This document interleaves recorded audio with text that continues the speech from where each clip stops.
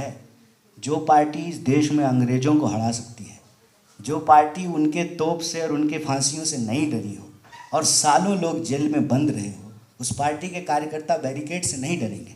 यात्रा को रोकने का प्रयास किया जाता है और फर्जी मुकदमे किए जाते हैं। एक बार फिर से जो है राहुल जी के ऊपर और अन्य कांग्रेस के कार्यकर्ताओं और नेताओं के ऊपर फर्जी मुकदमे किए गए हैं।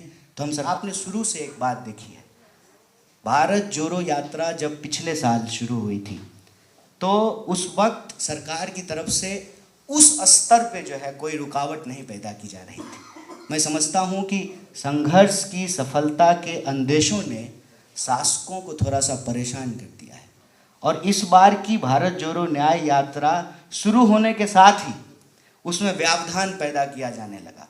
शुरू होते ही आप जानते हैं कि जो पहला ग्राउंड मिला था मणिपुर में, वो ग्राउंड का परमिशन जो है वापस ले लिया गया। कार्यक्रम कहीं और होना था, कार्यक्रम कहीं और हुआ और बार बार ये सुरक्षा का हवाला दे करके कि नहीं नहीं सुरक्षा का सवाल है। अरे देश के जब किसान सुरक्षित नहीं हैं, जवान सुरक्षित नहीं हैं, श्रमिक सुरक्षित नहीं हैं, महिलाएं सुरक्षित नहीं हैं, तो हम सुरक्षित होकर के क्या करेंगे? हमारी सुरक्षा का हवाला दे करके हमारी ही यात्रा को रोका जा रहा है और न्याय की इस लड़ाई में जो अन्यायी शक्ति है वो व्यवधान पैदा कर रही है, वो अवरोध पैदा कर रही है।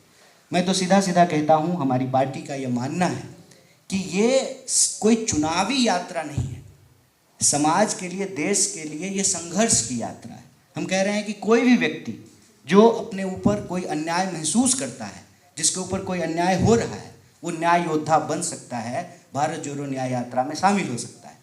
इस भारत जोड़ो न्याय यात्रा को बार बार रोकने का प्रयास किया जा रहा है।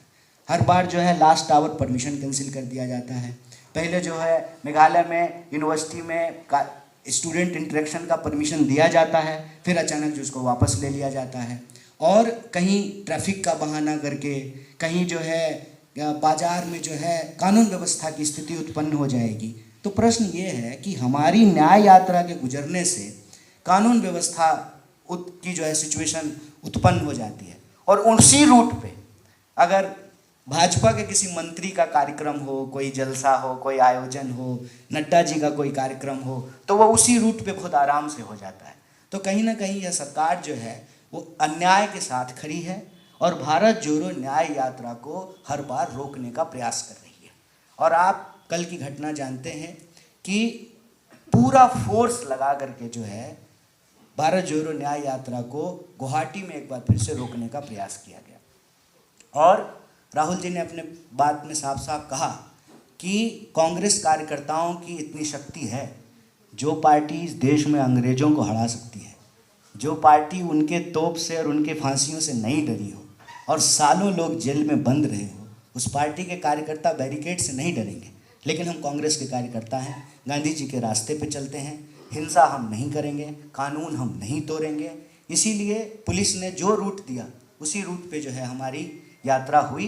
और डर देखिए, डर देख लीजिए, या मैं कहता हूँ कि कई बार इस देश के बहुत सारे मुख्यमंत्री जो हैं वो दिल्ली को खुश करने के लिए चापलूसी के किसी स्तर पर गिरने को तैयार हैं, किसी स्तर पर गिरने को तैयार हैं।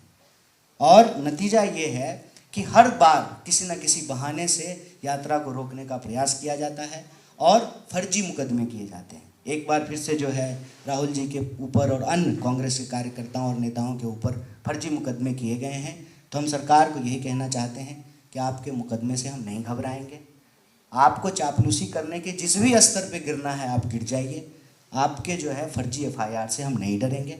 और हम अपने यूनिवर्सिटी दिन से ही ये कहते थे, जगह है कितनी जेल में तेरे, देख लिया है देखेंगे, जोर है कितना दमन में तेरे, देख लिया है देखेंगे। इससे कोई रुकने की बात नहीं है। हम न्याय के लिए संघर्ष कर रहे हैं और जो इसमें अन्याय के पक्ष में अवरोध पैदा कर रहे हैं वो अन्याय द्रोही हैं। ये बात उनको याद रखना पड़ेगा। इस देश में जब आम लोगों के न्याय के हक की लड़ाई लड़ी जा रही थी, सबकी भागीदारी के लिए, नारी की सुरक्षा के लिए, किसानों को उनके फसल के दाम के लिए, मजदूरों को उचित मजदूरी के लिए, जब न्याय की लड़ाई लड़ी जा रही थी, तब अन्यायी ताकतें जो इस यात्रा को रोकने का प्रयास कर रही है, रोकने का कोशिश कर रही है। लेकिन न्याय की यह लड़ाई नहीं रुकेगी। न्याय का हक मिलने तक यात्रा जारी रहेगी। बहुत बहुत धन्यवाद, बहुत शुक्रिया। आपके जो भी प्रश्न होंगे